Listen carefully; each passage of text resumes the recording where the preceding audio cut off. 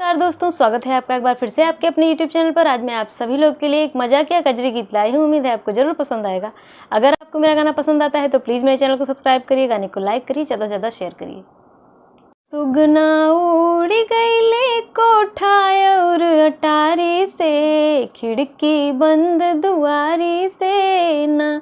सुगना उड़ी गईले कोठा और अटारी से, खिड़की बंद दुआरी से ना।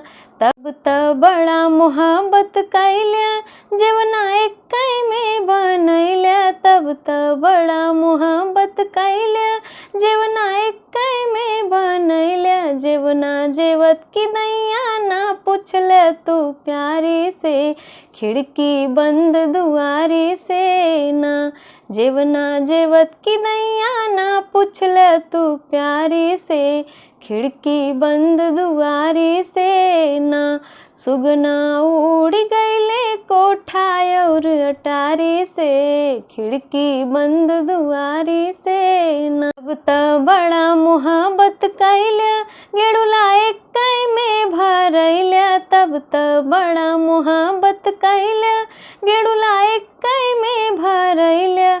गेड़ुला घोटत की दैया ना पूछले तू प्यारी से, खिड़की बंद दुआरी से ना। गेड़ुला घोटत की दैया ना पूछले तू प्यारी से, खिड़की बंद दुआरी से ना।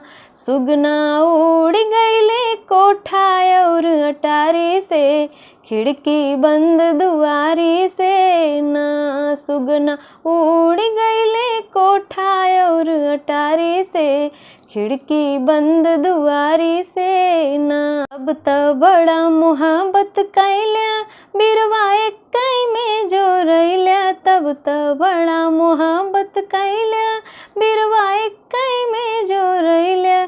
बिरवा कुचत की दैया ना पूछले तू प्यारी से, खिड़की बंद दुआरी से ना। बिरवा कुचत की दैया ना पूछले तू प्यारी से, खिड़की बंद दुआरी से ना।